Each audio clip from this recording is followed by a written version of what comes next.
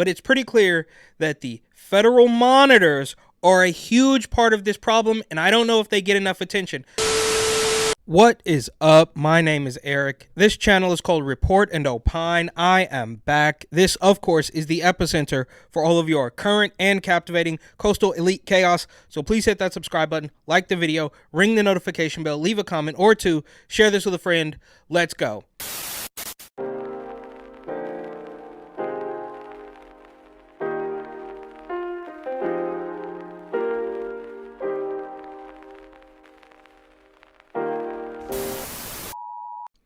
All right, so this is just this is crazy, or maybe it's not crazy. Maybe it's completely predictable, or maybe the insanity has become par for the course.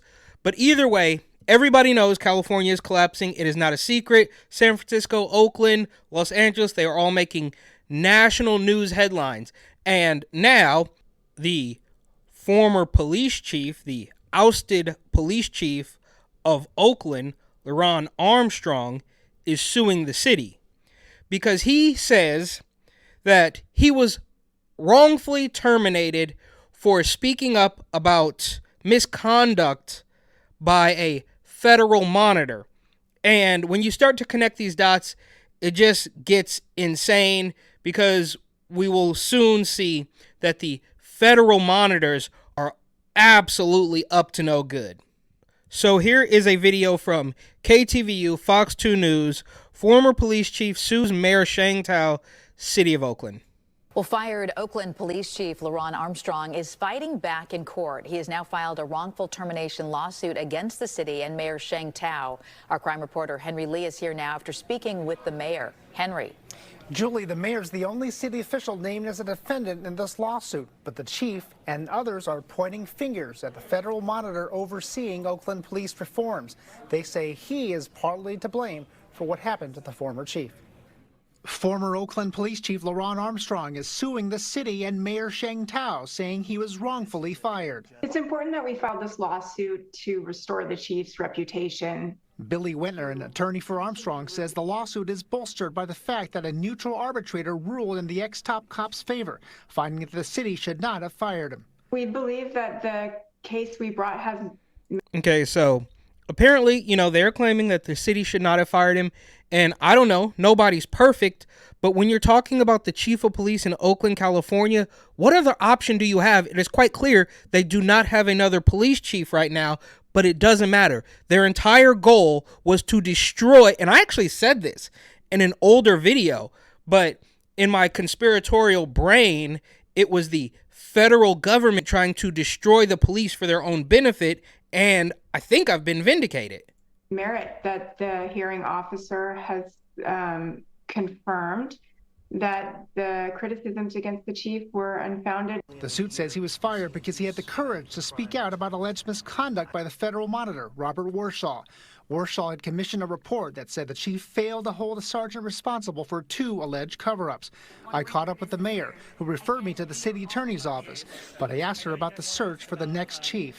I believe that, having a chief just be named chief is not good enough. We need a chief who understands. Yeah, well, it would be better. Actually, I don't know. Maybe it would be better to have a police chief and no mayor and no politicians. That would be better. This woman, she calls herself a progressive. It's all completely fake. She is a completely corrupt scam artist. Nobody believes this. Go through her Instagram. Go through her Twitter. Go through the comments on this video itself. Nobody likes this woman. Everybody sees through it. And maybe, just maybe, they have pushed it too far with this. Understands the intricacies of being under the federal oversight. In his lawsuit, Armstrong said he led OPD to the closest it's ever been to ending federal oversight, and that Thao bowed to pressure from the monitor. Armstrong accused Warshaw of repeatedly finding problems with the department in order to benefit financially. Okay, so they bowed to pressure from the monitor, right? So just those people. And stay in his role. The suit says, in part, as long as Warshaw opines that OPD has leadership problems, Warshaw can argue his continued supervision at great expense to Oakland and its taxpayers remains necessary. Makes sense to me, right? I mean, obviously he can't say everything is going well because then he'll be out of a job. We've seen that time and time again. but I still think it's going to get worse. Well, I know it's going to get worse. The consent process in Oakland, not everywhere, but in Oakland, was adulterating reform. Ann Kirkpatrick, Armstrong's predecessor as chief, received $1.5 million from Oakland after a jury found she was wrongfully fired. You've seen a whole lot of police chiefs tumble under him, and I think that federal judge. So you can tell for years now they have been actively trying to destroy the police department in Oakland. I don't know why Oakland specifically. I mean, they're trying to do it everywhere, right? We see it. Obviously, we'll get to the BLM protesters, all that defund the police nonsense, but it's not new, and that's why I don't know why I let it surprise me, but somehow it still does. Judge needs to take a very close look at his federal monitor. Now, that federal judge has said he has full confidence in the monitor. The monitor, for his part, does not speak to the media. The city today declined to comment on the lawsuit, saying they have not yet been served. Final note, the Oakland Police Commission has restarted its search for the next chief after the mayor rejected its shortlist. 3 candidates, which included Armstrong. Those new names are expected in March. Live in the newsroom, Henry Lee, KTVU, Fox 2 News. Yeah, Henry, Oakland clearly has some severe problems. It's been nearly almost a year this month since Oakland has had a police chief. Are they saying any type of timeline or setting a timeline for when to get that person in that position? Well, the commission hopes to finalize its list by March, and after that, it's up to Sheng Tao, the mayor, to see if she likes someone from that list. All right, we'll stay up. Okay, so some judge has confidence in the monitor, and the monitor refused to talk to the media. And here's the monitor, Robert Warshaw. Now, Mayor Sheng Tao would have you believe that she didn't fire LeRonne Armstrong because of the monitor, but that's not what LeRonne Armstrong believes. And when you see this guy here, I mean, this is like Batman level. This is villainy type stuff. It's like, Bernie Sanders mixed with a Batman villain. And his whole goal as a federal monitor is to destroy the police, destroy the country for his own personal gain and the gain of other corrupt monitors, lawyers, DAs, all that stuff.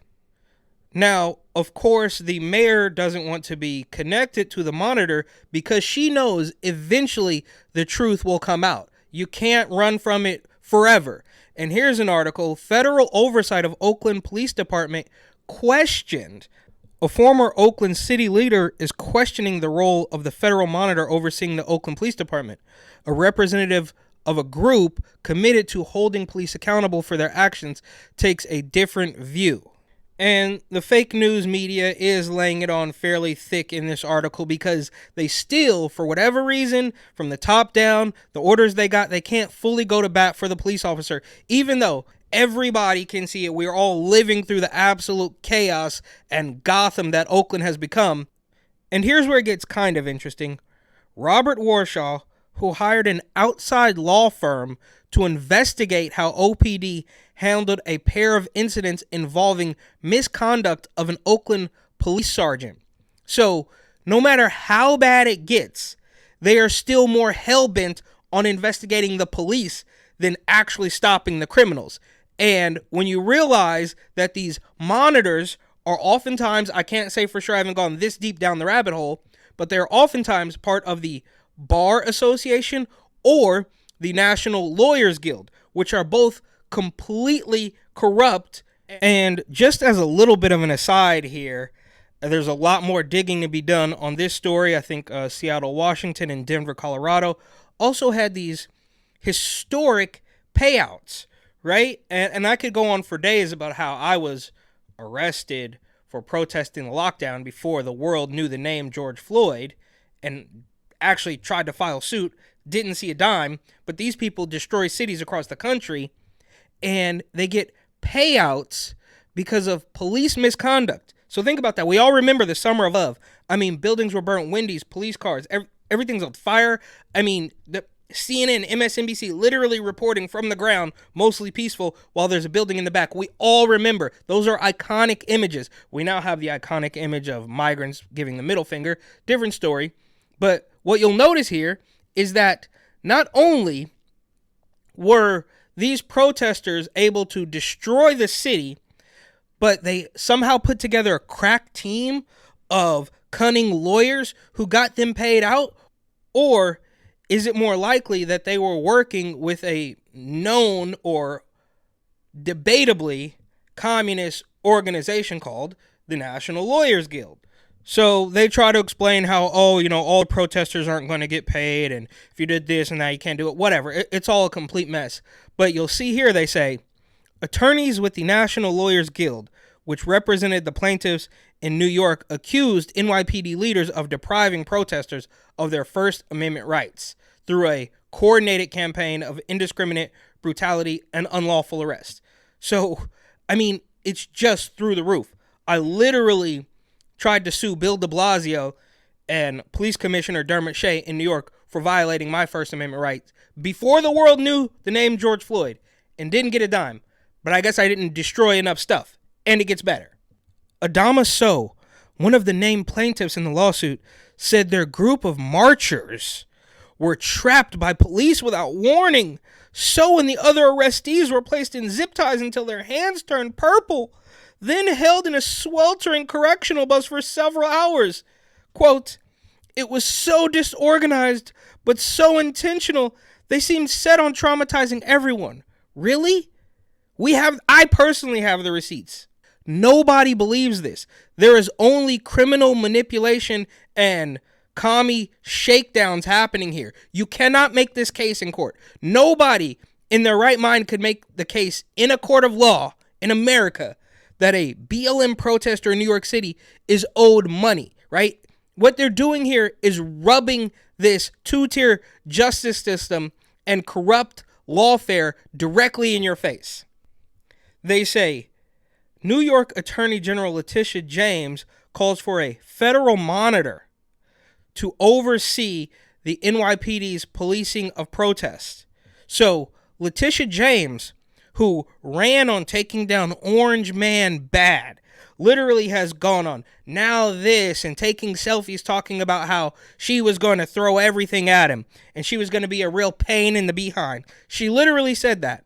And that woman called for a federal monitor to oversee the policing of protests in New York City after the entirety of Lower Manhattan, all sorts of outer boroughs, Flatbush specifically, was completely destroyed. And rather than punish the criminals or even let them go, which would have been worse, but on top of all that, they got paid out and a federal monitor was part of it. So we now have at least 2 examples of federal monitors blaming the police for cities that are actively being destroyed, whether it's by criminals or protesters. Perhaps they're one and the same. Okay, so back to Oakland, and I have highlighted this once before, but the police department in Oakland is hiring, and they want to recruit and retain women in law enforcement, as it is crucial to create a more inclusive and effective police force. Prioritizing gender equity and diversity strengthens our community. They're talking about Oakland. Who is buying this? And it gets better or worse. So the OPD has made it clear they are hiring. They want to highlight gender equity and inclusion or whatever it is. But only a week or so after the post of them trying to recruit more people, which just isn't going to work. We also saw the story of them ignoring hundreds of applications from people who applied to be 911 dispatchers, but that's a little bit different story. So after they post that they are hiring and want to keep it inclusive, they have now posted this for some reason that they are, they have fired a woman who made a racist and bigoted comment 12 years ago on Facebook before she was even a police officer. We're going to do every single thing that we can to get to the bottom of this. We have to have people here at the Oakland Police Department that love Oakland, that care about the community. We cannot have people here who hold racist, hateful views serving our community. And so we give the community our word that we're going to do everything that we can and look deep into our practices to make sure that wherever the gaps are, that they get fixed and they get fixed immediately. There's just no way. And they say here, here's the caption: OPD is investigating an incident involving a probationary former City of Oakland employee. OPD became aware of a series of racist and bigoted statements in social media posts made nearly 12 years ago, allegedly by the probationary employee. And you'll notice they don't say what she said. It wouldn't matter what she said, right? Like, she could say, look, I won't say it because I'll get banned, but she could say literally anything, and it would not be worse than what's already happening in Oakland. So the idea, LaRon Armstrong, former chief of police, saying that there might have been some misconduct by a federal monitor, one of the same people who decided that the protesters in New York after the BLM New York City burn down, they deserved money. The idea that someone like that was guilty of misconduct becomes incredibly plausible, right? So they're hiring, they're talking about inclusion, and then they're talking about a racist social media post from 12 years ago by a woman that wasn't even a cop at the time. So quite obviously there is misconduct all over the place. And I don't know what they're who's buying this? Is there a woman who, I don't know, who her house may have been sprayed with stray bullets, who's saying, yeah, this is the way to fix it? Is there a criminal who's saying, yeah, man, you guys should definitely fire that person and hire more weirdos talking about gender equity and inclusion, and we're going to keep running the city? I mean, what is happening here? These federal monitors, this bar association, this National Lawyers Guild, these people are on the same level of the HRC, the ACLU, the Council on Foreign Affairs. Their whole entire goal, they're just Democratic henchmen hell-bent on destroying cities and creating communism. These federal monitors are cloaked in the guise of neutrality, but quite obviously they are not. And this is what we get. And while I don't think most people actually know how bad this really is, how large this iceberg has become, how deep this rabbit hole goes, I think it's pretty clear that something is happening. They might have pushed it a little bit too far. And here is Oakland Mayor Sheng Thao, and she spews absolute nonsense, supersized word salad throughout this whole interview. But I only want to play the part where the reporter, Garcia, shout out Garcia, she's been on television since I was a little kid, but that aside, Sheng Thao is going to defend her record as she faces this recall. We have to let you, how concerned are you about talk of a recall effort against you?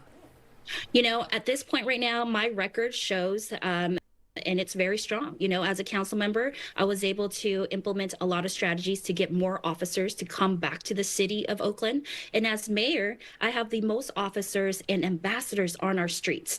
We just talked about 911 response, and that has been implemented. And now we've increased the number of calls we picked up. Not just that, but I have a strong, legacy of having strong partnerships with different cities and the government at the state level and the federal level. And so that's bringing in more resources. So what I say to that is that my record shows that I have the experience to continue forward. And, that's what we're going to do, because it's about Oakland and it's about Oaklanders, and we are coming together. Look at her squirm. It's obviously not true, and the reporter knows it. To ensure that we are kept safe, that we are not just healthy, but we are prosperous in regards to our economic development. Do you think it's hard for some Oaklanders to... She also said prosperous, which I don't believe is correct, but here we go. She's going to push back a little bit. To square what you just said with the numbers coming from last year, your first year on the job, the 21% in violent incidents, 38% jump in robberies, 23% increase in burglaries, 45% more auto thefts. Is it hard for Oaklanders to accept the progress that you have made in the 911 center and some of the Safe Streets initiatives with some of the big things, if you will, that contribute? And there she goes. She says, oh, well, you guys are picking up the phone a little bit more, so that's good, and you have a Safe Street initiative, but still there's a whole bunch of other stuff. To quality of life and, frankly, the safety of people in this city. I'm equally as frustrated, right? But it did not start under my watch. We have seen crime continuously increase over the last 3 years, if not 4 years. No, it didn't start under her watch. I don't think anybody's claiming it started under her watch, but it was accelerated rapidly under her watch. And so with that being said, of course, coming in as the new mayor, we had to diagnose the problem, and we took that time to diagnose the problem. And now we're in the second year of implementation, and we are optimistic. Yeah, okay, she's rambling on like it's a complicated problem. It's really not. You fired the police chief. You're working with you bowed to a federal monitor, which you claim you didn't do. It's really not that difficult. It's the same thing at the border. Well, we have to come up with a strategy and figure out this hard hit. No, you don't. It's really quite simple. I could figure it out. So Sheng Tao wants to gaslight you and talk about, oh, we're making progress in my record. It's all quite obviously fake. Even the reporter there pushed back on the notion. And here from CNN, they know it's fake too. Chaotic scenes from Oakland, California, a city now notorious for its violent crime. Is that progress? The Hegenberger Road corridor, one of the worst parts of the city. Once a thriving road with chain stores and local businesses, it's now an area many avoid. 1 year since opening Zona Latina, Cindy Varella's business has been broken into twice. Her customers targeted countless times. Varela stores down the street from this Raising Cane's, where employees tell us they do drive-through service only. This cage here, it's where employees park their cars, and there are signs everywhere telling people to eat and leave. In 2023, Oakland police recorded increases in burglaries, robberies, and auto thefts by 23, 38, and 45% compared to the year prior. In the last week, several companies across Oakland have all announced safety concerns. Kaiser Permanente telling its workers in a leaked memo obtained by KTVU not to leave the building for lunch or hold meetings downtown. Groups of people, organized and strategic, often captured on citywide cameras, hit several businesses at a time. And the city is also taking action. Oakland Mayor Sheng Tao, who's been in office just 1 year, already facing a recall from dissatisfied voters. But her office increased the number of police across the city, including the Hegenberger corridor. That area saw... Wait. So her office increased the number of officers, which just isn't true, right? You called in the CHP, you worked with Gavin Newsom, but you fired the chief of police. You might be sort of doing this to combat or to sort of push back on the idea of a recall, but it's just too late. Nobody believes you. Nobody thinks you're going to fix this problem. Nobody thinks... I mean, again, go through her Twitter. Go through her Instagram. There are posts. And I forgot to mention, actually, speaking of, the post of the Oakland Police Department hiring has been... The comments on Instagram have been locked. And the post about the dozen-year ago racism, the comments are locked on that too. But again, that's a different story. I'm getting off track here. They're claiming, so Sheng Tao, on one side of her mouth, she claims that, oh, my track record shows and we're making progress. But then in the next video, it says, oh, well, we're working on it. It's like, you can't have it both ways. Is your track record proof of you doing good, or are you working on it? Either way, you should be out of here. I mean, this is really a communist takeover. This is CW2 stuff. A 23% reduction in auto burglaries in 2023 compared to the year before. And here's a little bit of weird logistical hair splitting, because they showed another graphic only a couple minutes ago about rises in crime in 3 categories, but this one is down. And I'm sure if you really looked into it, it would be completely phony. The Oakland police say they're working alongside community members and law enforcement partners at all levels to deploy resources strategically to combat criminal activity. Yeah. Nigel Jones. Okay, it goes on there, and this guy talks about, oh, he owns a restaurant, he immigrated here. But it's too late. You already destroyed it. You could do everything right starting yesterday, including get rid of Sheng Tao, and it's still going to take you a decade to get back to anywhere near a place that somebody would want to live. So I wanted to take a look at this clip since we're talking about Oakland, and there seems to be no end in sight on that. But Mario, I think everybody knows Mario by now. He's like big time Bay Area influencer, as they say. But he's asking people at West Oakland BART how they feel about the new fare evasion deterrent gates. Yeah. How you feel about the new gates? I think they're cool. I think it's gonna definitely help deter people from like hopping over. It's gonna save BART some money, but I think right now they're still figuring it out. How you feel about this new infrastructure? Say, man, I think you understand me. It's too much. You know, we poor out here. We just got over a pandemic, man. You know what I'm saying? You got to give people time to get their weight. That was 4 years ago, bro. What are you talking about? We're poor out here, so I mean, the city just spent millions of dollars on new gates, and you want them to go back to the old one so you can continue to steal, and you don't. How do you feel about new gates? They're a little silly. They're a little plastic. It seems to just kind of take my card when it wants to. Why do you think they put it this station first? Racism. And there you have it. This is the reason. These are the people who are still blinded by the, pseudo-progressive, the regressive agenda. Oh, racist. What are you talking about, lady? She has no idea what she's talking about. She's riddled with white guilt or something like that, and doesn't understand that line of thinking is exactly the reason why you've ended up in this position. This could obviously go on all day, but it's pretty clear that the federal monitors are a huge part of this problem, and I don't know if they get enough attention. But a really quick look at some of the lesser known, lesser publicized stories of, closures and happenings in Oakland. Popular Oakland LGBTQ bar closing says landlord won't renew their lease. Now they blame it on homophobia, but of course it's obviously not that. Then there's Chevron in Oakland Hills targeted 3 times by burglars. Oakland food truck stolen on Christmas Eve, a day before food giveaway to unhoused population. And they use the word unhoused as though they don't realize that too is part of the reason why we're in this position. Then there's 66-year-old woman beaten and robbed near Oakland's Temescal neighborhood.